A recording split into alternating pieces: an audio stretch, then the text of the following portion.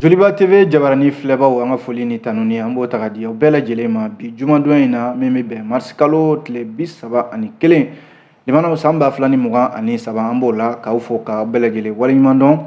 a ka kunnafoni sɛbɛnw lakali waati sera an fɛ yan nɔ ni lalala jɛmukan de ye min bɛ sigi don o don ka daminɛ ntɛnɛn fo ka se juma ma nɛgɛ kanɲɛ 9 mana tɛmɛ ni sanga 30 ye fo ka se a kanɲɛ 10 ma limanaw gafe minnu bɛ sɛbɛn an balima kunnafoni dilaw fɛ olu ka wuli ka jɔ de don an kɔni ta ye k'a lakale aw bɛ se ka faamuya sɔrɔ ayiwa kunnafoni ninnu na cogo min na ni an sigilen kɛnɛ kan limanaw minnu bɛ kan an lamɛn arajo joliba fana sanfɛ an tɛ ɲinɛ aw kɔ Bamako yan segukaw fɛ yen ka taa se Sikaso minnu fana bɛ kan an filɛ an ka bɔlɔlɔw sanfɛla la Joliba TV News page kan ni arajo Joliba page an b'aw bɛɛ lajɛlen fo dan tɛ foli min na limanaw gafe minnu b'an bolokɔrɔ bi a bɛ tali kɛ Nouvelle Horizon ale bi yan ka taa se le soir de Bamako ale fana bi yan min ye les échos welewele ale bɛ an bolokɔrɔ ka taa se l'essor ma ni kunnafoni di sɛbɛn damadɔ ninnu an bɛna lajɛ ka an da don ninnu kɔnɔ kumaw la an b'a daminɛ ni min ye o ye Nouvelle Horizon ye limanaw Nouvelle Horizon kumana a ka daɲɛ fɔlɔ yɛrɛ la kuma kelen bɛ min ka bi o ye ko min bɛ tali kɛ furanjɛla fanga ɲɛmɔgɔw ko olu ma se ka u ye waati min fɔ ayiwa baara minnu bolodalen don n'o ye kalataw n'a ɲɔgɔnnaw ye ani furanjɛla fanga yɛrɛ waati ko o ma se ka labato furanjɛla fanga ɲɛmɔgɔw fɛ ani gɛlɛya min bɛ jamana kɔnɔ sisan fo ka taa se kurantigɛ banbali min n'o bɛ senna an ka jamana kɔnɔ yan min ye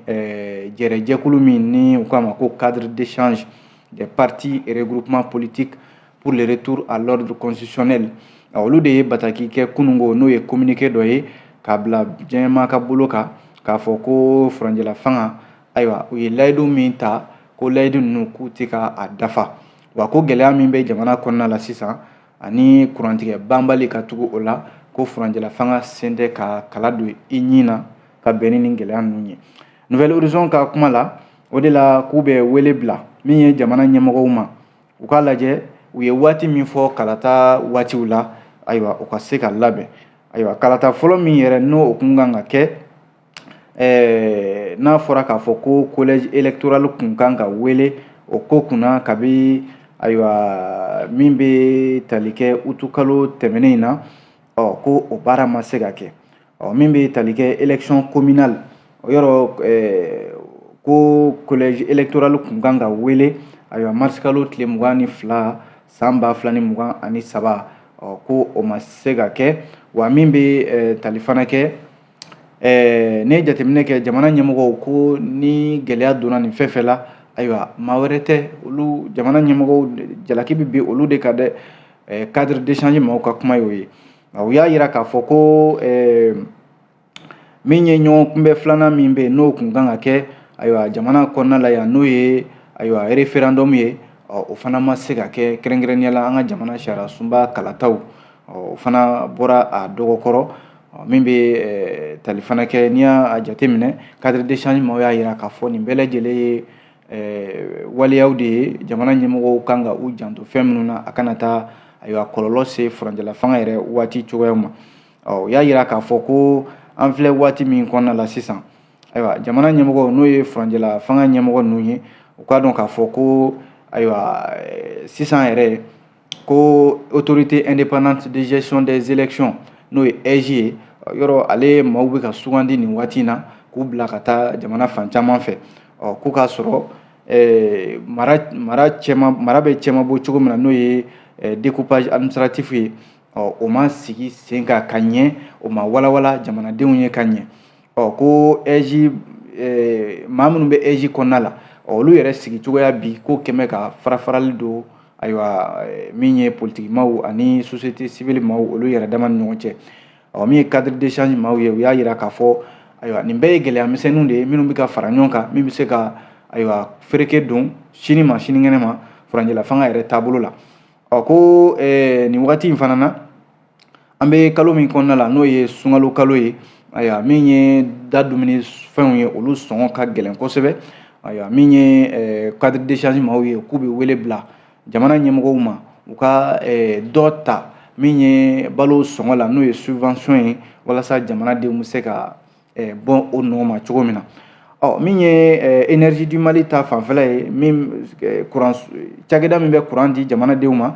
ko énergie Mali yɛrɛ dɛsɛ bɛ ka courant di jamanadenw ma ko o kɛn bɛ kurantigɛ o kurantigɛ ye. Ayiwa énergie du Mali ɲɛmɔgɔw sen tɛ hali ka bɔ ka ɲɛfɔli kɛ o la, jamana ɲɛmɔgɔw fana dadelen bɛ o ko kan, o kɛn bɛ ayiwa gɛlɛyaba ye jamanadenw ka bi, i n'a fɔ an bɛ sunkalo kɔnɔna la bɛɛ mago bɛ ayiwa courant na ka baara kɛ n'a ye. Maa minnu yɛrɛ fana bɛ yen n'olu ka baara bɛnnen bɛ courant baara ma, ayiwa ko a kɔlɔlɔ binnen bɛ olu de kan kosɛbɛ.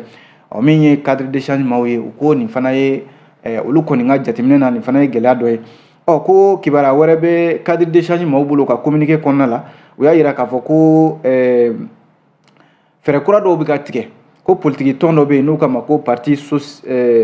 social démocrate africain PSDA, ko a fɔra k'a fɔ o politique tɔn in k'o bɛna ci ka bɔ yen nɔ.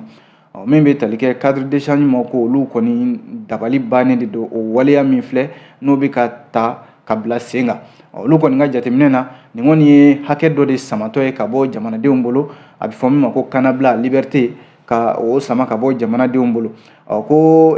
politique tɔn min filɛ n'u k'a ma ko PSDA, ko sariya dɔw bɛ yen n'i ye dankari kɛ o la walima n'i ye sariyaw sɔsɔ de, ayiwa i ka politique tɔn bɛ se ka ci ka bɔ yen. Ko nka parti PSDA a ma o sariya ninnu sɔsɔ, i n'a fɔ article 9, article 12, article 25, article 47 walima article 50. Ninnu tɛ sariyaw ye ko PSDA ye sɔsɔli don minnu na, ko munna ayiwa ɲɛmɔgɔw bɛ fɛ ka nin politique tɔn in ci ka bɔ yen nɔ. Ko cadre d'échange pour le retour à l'ordre constitutionnel, u ko olu kɔni ye nin ko in bɛ faamuya cogo min na, o de ye k'a fɔ ayiwa an bɛ ka segin kɔ Mali bɛɛ y'ale taasira la, wa ko politique tɔnw olu de ye jamanadenw ka kumada ye. N'a fɔra k'a fɔ ko politique tɔnw bɛ ka daminɛ dɔɔni dɔɔni, aya cadre d'échange mɔgɔw ko kana se ma a ka fusa wuli ka bɔ n disi ka ye. Ale nouvelle horizon kelen in a ka kuma la bi ko min ye bagan juraw ye ani maa minnu bɛ yen n'olu bɛ kɔɔrikolo feere, olu de kɛn bɛ ka jalaki ben ɲɔgɔn kan bi. Ko nka bagan juraw kɔsa in na olu de ye jalaki ben kɔɔrikolo dannaw minnu bɛ kɔɔrikolo dilan k'a feere n'o ye bagan dumuni ye. Ko jalaki in tɛ dɔwɛrɛ ye, ko n'i y'a ye ko bi ayiwa bagan gɛlɛyara walima bagan sogo gɛlɛyara, ko dɔwɛrɛ tɛ ayiwa minnu bɛ yen ni o ye kɔɔrikolo feerelaw ye, k'olu de kɛn bɛ ka bagan dumuni yɛrɛ gɛlɛya. Min ye bagan juraw ye olu ni kuma bɔra olu de da. Nka kuma in fɔlen min ye Fédération nationale des producteurs d'huile, aliments de bétail n'u k'a ma ko FENAF bɛ yen, olu de bɔra kunungo alamisa ka jaabili kɛ ka ɲɛsin bagan juraw u ka nin kumakan in ma. Ko ni kunnafonidilaw de ye ɲɔgɔn ye, u ka ɲɛmɔgɔ yɛrɛ secrétaire général Sidiki Jabate, ale y'a yira k'a fɔ ko min ye olu ka nin jɛkulu in ye, ko n'i y'a ye ko dɔ fara n bɛ ayiwa bagan dumuni ka bi walima dɔ fara n bɛ bagan yɛrɛ sɔngɔ walima sogo ka bi sugu kɔnɔna la, ko dɔwɛrɛ tɛ ko jamana ɲɛmɔgɔw fana de kɛn bɛ k'u sen bɔ ayiwa olu dɛmɛni na n'o ye exonération ye. Ko nafolo si tɛ bi min bɛ bɔ jamana ɲɛmɔgɔw yɔrɔ ka di olu ma u ka se ka bagan dumuni n'u bɛ min san ka bɔ jamana kɔ kan ka na ni a ye, ani u yɛrɛ bɛ mun dilan yan ka se ka a nɔgɔya, a sanni ka se ka nɔgɔya jamanadenw bolo. Ko n'i y'a ye gɛlɛya b'a la bi, ayiwa jamana ɲɛmɔgɔw fana de sen bɛ a ko la. Ko kɔsa in na ko jamana ɲɛmɔgɔw tun ye layidu ta k'a fɔ ko u bɛ exonération n'o de ye ka dɔ ta bagan dumuniw u bɛ sanni min k'a la ka dɔ ta a la kabi janvier kalo tile 31 tɛmɛnen in na, k'o layidu kun taara jamana ɲɛmɔgɔw fɛ. Ko nka hali an filɛ i ko sisan o layidu in ma dafa. Ko cogo di olu bɛ se ka bagan dumuni bɛ se ka nɔgɔya cogo di, k'u bɛ wele bila bagan juraw ma u yɛrɛ ɲininka tɔni 32,000 min ni o tilatilala kɔɔrikolo la usines ni ɲɔgɔn cɛ Mali kɔnɔna la yan, k'u b'a ɲini bagan maralaw fɛ u ka taa u yɛrɛ ɲininka o la, o ko bɛ ka taa cogo min na. Fédération nationale des producteurs d'huile, d'aliments de bétail du Mali, u y'a yira k'a fɔ n'i y'a ye gɛlɛya bɛ olu ka bi ko nin yɔrɔ in de don. N'a fɔra k'a fɔ olu de bɛ k'u ka baara kɛ maa tɛ ka u dɛmɛ, yalima gɛlɛya kɔni a bɛ se ka na. Nouvelle horizon ka lakali la u ko ni jamana kɔni ma sɔn k'a tɛgɛ don olu kɔrɔ, ayiwa min ye baara ye a bɛ gɛlɛya olu bolo, wa ko bagan dumuni min bɛ bɔ jamana kɔ kan ka na n'a ye sira ka gɛlɛn wa minnu yɛrɛ jamana dɔw yɛrɛ bɛ yen ayiwa i b'a sɔrɔ olu ka jamanaw kɔnɔna la u kelen bɛ ka usine caman jɔ yen bagan dumuni yɛrɛ tɛ bɔ yen bilen ka na Mali kɔnɔna la yan n'i ko k'i bɛ na i b'a sɔrɔ gɛlɛya caman o de bɛ da a kan limanaw nin de ye kunnafoni yɛrɛ an ye min bɔ Nouvelle Horizon ale kɔnɔna la aw bonya b'a la an bɔra yen fasɛde sɛbɛn min bɛ yen n'an k'a ma ko le soir de Bamako limanaw ale kumana soir de Bamako y'a jira k'a fɔ min ye damelekɛw ye n'o ye groupe signataire maa minnu bɛ yen n'olu ye bolonɔ bila bɛnkan sɛbɛn na ayiwa u bɛ ɲɔgɔn sɔrɔ jɛkuluba dɔ de kɔnɔna la u k'a ma ko cadre stratégique permanent pour la paix la sécurité et le développement olu de fana ye bataki kɛ masikalo tile 28 k'a jira k'a fɔ ko jamana sariya sunba constitution kura in k'olu tɛ u yɛrɛ ye a kɔnɔna la sabu ko bɛnkan sɛbɛn min n'o ye accord d'Alger ye ko a fɛla foyi tɛ ka ta ayiwa nin sariya sunba in kɔnɔna la o de la n'i y'a jɛkulu in kɔnɔna lajɛ maa minnu bɛ yen n'olu y'u bolonɔ bila bɛnkan sɛbɛn in na n'o ye accord d'Alger ye i n'a fɔ SEMA plateforme des mouvements du 14 juin ani min ye mouvement d'inclusivité o maa dɔw fana olu de kumakan kɛra nin ye u y'a jira k'a fɔ ko k'a sɔrɔ jamanakuntigi yɛrɛ ale ye sɛbɛn in a sɔnna a ma mun tora sisan o de ye kalata ka boloda ka se k'a fɔ n bɛ sɔn walima n tɛ sɔn a ma nka yanni o cɛ min ye cadre stratégique permanent pour la paix la sécurité et le développement n'o ye damelekɛw ye olu ka jɛkulu in u y'a jira k'a fɔ ko ɲɔgɔnye dɔ kun tɛmɛna u ni jamana ɲɛmɔgɔw cɛ utukalo tile fɔlɔ ka taa bila tile 5 san 2022 la bɛnkan kun kɛra k'a fɔ n'a ma ɲɛ k'a fɔ jamana bɛna sariya sunba kura dilan ko bɛnkan sɛbɛn n'o ye accord d'Alger ye ale fɛla ka ta bɛnkan sɛbɛn n k'a fɔ jamana sariya sunba in kɔnɔna la ko nka u nana mun jateminɛ o de ye k'a fɔ ayiwa sariya sunba in kɔni a baara bɛɛ kɛra sisan a tɔ tora kala ka ta de jamanakuntigi yɛrɛ sɔnna a ma nka ko bɛnkan sɛbɛn n'o ye accord d'Alger ye a fɛla si de tɛ ayiwa jamana sariya sunba in kɔnɔna la o de la min ye nin jɛkulu ninnu ye u y'a jira k'a fɔ olu kɔni tɛ u yɛrɛ ye nin bɛnkan n k'a fɔ an ka jamana sariya sunba min na a dilatɔ filɛ nin u y'a jira k'a fɔ olu kɔni bɛ to kɛrɛfɛ fɔlɔ fo jamana ɲɛmɔgɔw ka segin kɔ kokura k'o yɛrɛ o bɛ se ka kɛ k'u ka segin kɔ kokura ayiwa fɛla minnu n'o taara bɛnkan sɛbɛn accord d'Alger la min bolonɔ bilala Algérie ka na kuncɛ Mali la yan ko u ka a fɛla bɛɛ ta u k'a don jamana sariya sunba kura in n'o ye projet de constitution kura in ye limana waati kelen soir de Bamako ka lakali la politikitɔ min bɛ yen n'u kama ko Adama PASG ale fana kan ka ɲɔgɔnye dɔ boloda sini ale fana bɛna a fɛla fɔ ayiwa bɛnkan sɛbɛn n k'a fɔ jamana sariya sunba in na dɔwɛrɛ tɛ o n'i ye jateminɛ kɛ waati min na politikitɔn caman de bɛ yen minnu bɛ yen n'olu bɛ k'a jira k'a fɔ ko sariya sunba in yɛrɛ ko baara min bɛ ka kɛ ka ɲɛsin a ma sisan o ka bila pewu sabu ko sariya sɔsɔ don Adama comité exécutif olu ko u bɛna ɲɔgɔn ye sini a ko siratigɛ la ɲɔgɔn ye a ɲɛmaaya bɛna minɛ Mari Macha Jara ale min ye Adama ɲɛmaaba ye min ye Adama PASG n'i y'a jateminɛ ale ka taabolo yɔrɔ kabi Ibrahim Boubacar Keita IBK ala ka hinɛ a la ale ka fanga binnen kɔ utukalo la san 2020 min ye Adama PASG ye ale kɔni bolo bɛ fanga in na bi sabu n'i y'a lajɛ hali u ka ɲɛmaa yɛrɛ n'o ye Mari Macha Jara ye ale bɛ CNT kɔnɔ ka taa se ɲɛmaa dankan ma n'o ye Asarid Aga Imbarka Wan ninnu bɛɛ lajɛlen bɛ Conseil national de transition n'o ye CNT ye olu bɛ baara la o kɔnɔna la min bɛ tali kɛ politikitɔn yɛrɛ a sama senba caman de bɛ yen minnu tɛgɛ bɛ jamana in baara la nka jateminɛlikɛla caman de y'a jira k'a fɔ a bɛ sɔn ka gɛlɛya ni Adama PASG jamana ale ka se k'a fɔ ko ayiwa jamana in sariya sunba kura min ni a kan ka kalata kan ka k'a ye k'a fɔ ko k'a dabila i n'a fɔ politikitɔn tɔw bɛ k'a fɔ cogo min na k'a sɔrɔ dun limanaw Adama yɛrɛ hali a ka cɛbɔ gɛlɛya a bɛ sɔn ka wolo nin yɔrɔ in na sabu u ka maa caman walima u ka sama senba caman o bolo bɛ furanjɛla fanga in baara la nka u n'a ta o ta u ka sifinnakaw n'o ye Adama sifinnakaw ye olu y'a jira k'a fɔ ko o tɛna kɛ dɛ fo Adama de k'a ka cɛbɔ kɛ ayiwa kalata minnu bɛ yen ni olu bɛna boloda don nataw la limanaw yan'an ka soir de Bamako bila halisa ale kibaruya kelen in na limanaw ko diinɛ ɲɛmaw walima alisilamɛ diinɛ bolofara alimamiw de ko don ani minnu bɛ yen ni o ye diinɛ matarafabaw ye alisilamɛ diinɛ matarafabaw a na kɛ jamana sariya sunba kura in jamanaw a kuma cayalen bɛ k'a yira k'a fɔ min ye alimamiw ye hali sisan olu kɔni sɔnnen tɛ fiyewu ka jamana sariya sunba in k'a fɔ de olu ye min fɔ n'o de ye ayiwa diinɛ bolofara ka caya mali kɔnɔ ko min ma ko laïcité ko o de ka bɔ jamana sariya sunba kura kɔnɔna la n'o tɛ olu a bɛna fɔ u fununen bɛ kosɛbɛ jamana ɲɛmɔgɔw kɔrɔ u ka fɛla min n'o ma ta n'i y'a lajɛ jamana ɲɛmɔgɔw dun fana fɛla tɛ k'u jɔ sira la ka min ye jamana sariya sunba kura min n'a bɛ ka labaara sisan k'a fɔ ko k'u jɔ sira la sabu jamanakuntigi ale sɔnna sariya sunba kura in ma ka ban jamanaw a tɔ tora de ayiwa jamanadenw ka kala ta k'a fɔ an sɔnna walima ayi an ma sɔn nka o n'a ta o ta ayiwa diinɛ alimamiw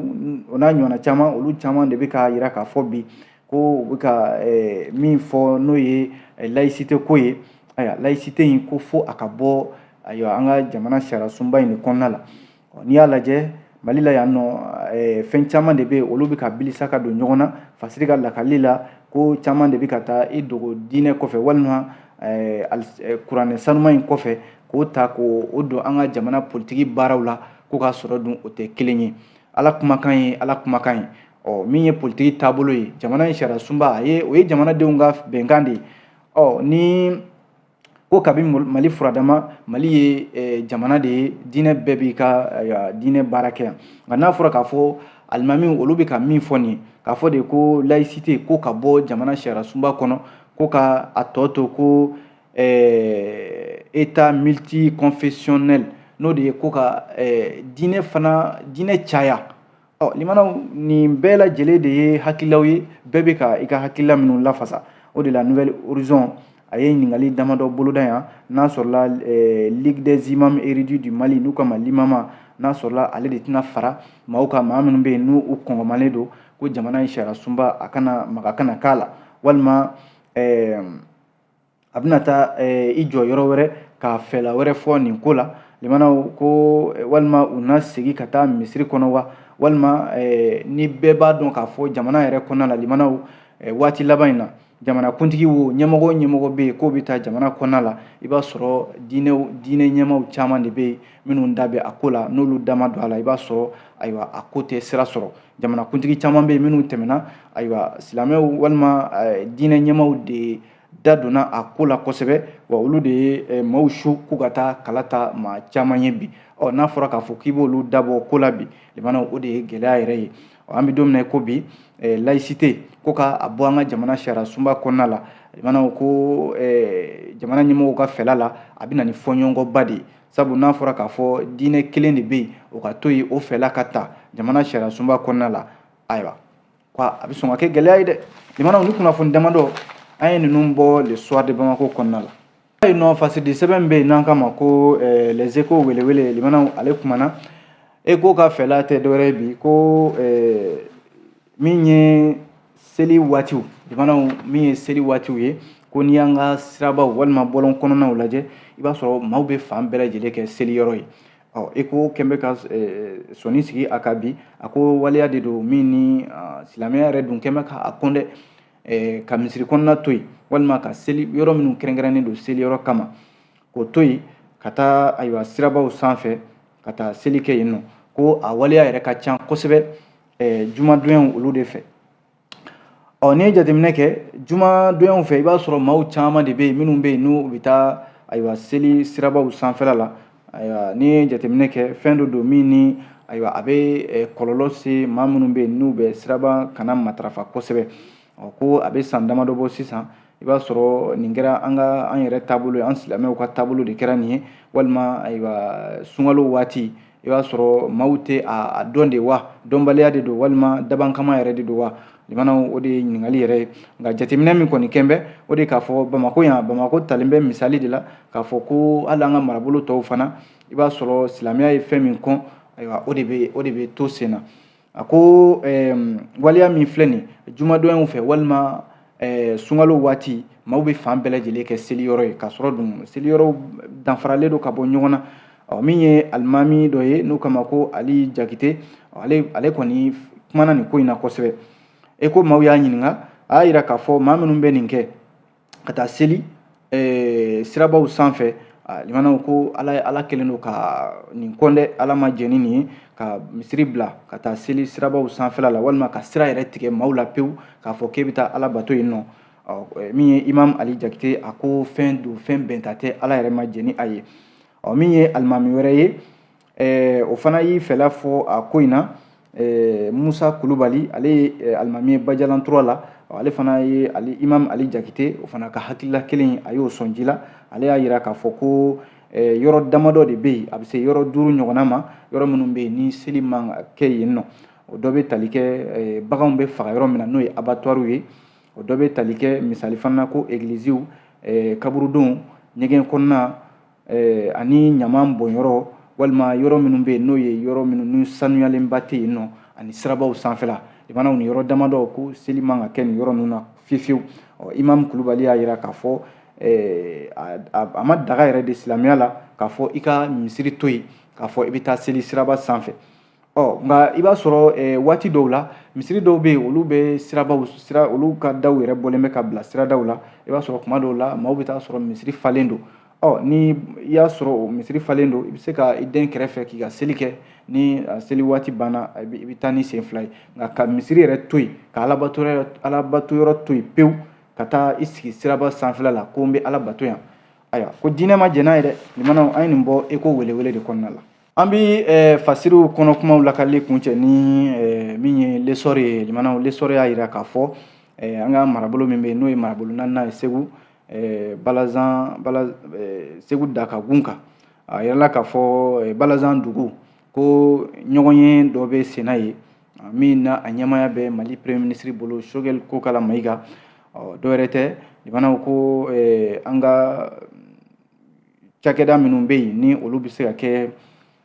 sɔrɔ yakubayali ye ayiwa fanga ka se ka don olu la. O de la min ye sɔrɔ bosobaw ye kɛnyɛrɛye baarakɛlaw ani jamana taw olu de kɛn bɛ ka ɲɔgɔn sɔrɔ segukaw fɛ yen walasa ka se ka hakilila falen falen kɛ. Ayiwa sira jumɛn bɛ se ka ta walasa tile 2 kɔnɔna la fɛɛrɛw bɛ se ka tigɛ walasa Mali sɔrɔ dɔ bɛ se ka fara a kan cogo min na. Ni jateminɛ kɛ nin baara in yɛrɛ a labɛnnen bɛ an ka jagokɛlaw ka soba de fɛ Chambre de commerce et d'industrie du Mali ani dɛmɛbaw n'o ye nafolotigiw ye partenaires techniques et financiers ani collectivité baarakɛlaw olu de bɛ ka nin ko in labɛn. N'i ye jateminɛ kɛ kuma caman kɔni fɔra a ko kɛnɛ kan yen nɔ k'a daminɛ Segu maire yɛrɛ la ale Nuhu Jara ale y'a yira k'a fɔ ale kɔni ka dugu ka sugandi ka nin baara in kɛ yen ayiwa fɛn don min n'a jara ale ye wa a kɛra yɔrɔ la fana Segu ye sɛnɛkɛ dugu de ye wa Segu fana ye ayiwa sɔrɔ yakubaya dugu belebeleba de ye. N'a fɔra k'a fɔ nin kɛra ale ka dugu kɔnɔ ko nin bɛ n'a fɔ Mali ka yɛrɛ sɔrɔ n'o ye souveraineté ye o sira dɔ de taamatɔ filɛ nin ye. Min ye CESIM ɲɛmaa ye Manju Sɛnpara ale y'a yira k'a fɔ ayiwa nin kun kan ka kɛ de nin baara min filɛ senna nin ye kabi waati jan Mali jagokɛlaw kun kan ka nin sigi sen kan wa ko a tɛna dan nin ma waati ni waati jamana jagokɛlaw bɛna ɲɔgɔn ye ka se ka gɛlɛya min bɛ Mali jagoko la ani sɔrɔko la a bɛ se ka sira sɔrɔ cogo min na ayiwa u na sigi kɛ o hakililaw kan. Ayiwa Mali premier ministre Choguel Kokala Mayiga ale tun bɛ kɛnɛ kan ye limanaw ale kɔni y'a yira k'a fɔ nin baara min filɛ nin ye a bɛ jagokɛlaw fo nin hakilila in na kosɛbɛ nka a bɛ wele min bila jagokɛlaw ma o de ye k'a fɔ an filɛ kalo barikama min na nin n'o ye sunkalo ye u ka fɛnw nɔgɔya u ka da dumunifɛnw sɔngɔ nɔgɔya ayiwa o de ye jamana ɲɛmɔgɔw yɛrɛ ka hamina ye. A ko colonel Asimi Goyita tɔgɔ la a bɛ foli di jagokɛlaw ma u ye nin min sigi sen kan nin ye wa jamana ɲɛmɔgɔw tɛna to kɔ fiyewu u dɛmɛni la ayiwa nin baara in na. Limanaw an b'a kuncɛ ni kibaruya in ye lesɔrɔ kɔnɔna la min ni kibaruya duman tɛ sabu nin bɛ sirabakan kasara ale de ko fɔ ko Tomiya a yirala k'a fɔ maa 4 ɲɔgɔnna olu ni tora sirabakan kasara dɔ la min ye bolimafɛn sen 4 mɔbili dɔ ko kɛnyɛrɛye cakɛda dɔ n'o ye ONG Terre des Hommes ani centre de santé de référence min bɛ Tomiya ayiwa o baarakɛla maa 4 ɲɔgɔnna olu de tun bɛ bolimafɛn dɔ kɔnɔ n'o ye 4x4 dɔ ye ko 4x4 ani min bɛ tali kɛ Jɛnɛ Carrefour la ani mɔbili dɔ de ye ɲɔgɔn sɔrɔ n'o ye donita mɔbili dɔ ye limanaw a kasara kɔni juguyara kosɛbɛ a kɛra araba tɛmɛnen mars kalo tile 29 tile se kuncɛ yɛrɛ waati n'o ye midi waatiw ye maa 4 min tun bɛ bolimafɛn in kɔnɔna la limanaw ko ala y'a bɛɛ lajɛlen ka kalifa minɛ u la ayiwa min ye ɲɛmɔgɔ minnu n'o ye ayiwa Tomiya marabolo ɲɛmɔgɔw ye u y'a yira k'a fɔ ko